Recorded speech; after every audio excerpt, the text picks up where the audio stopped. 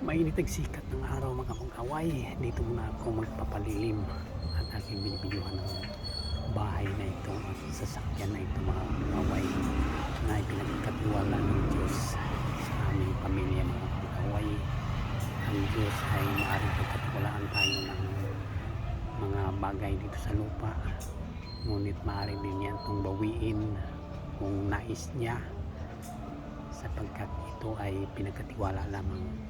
Anumang oras, araw, linggo, buwan, taon ay maaari niya itong bawiin.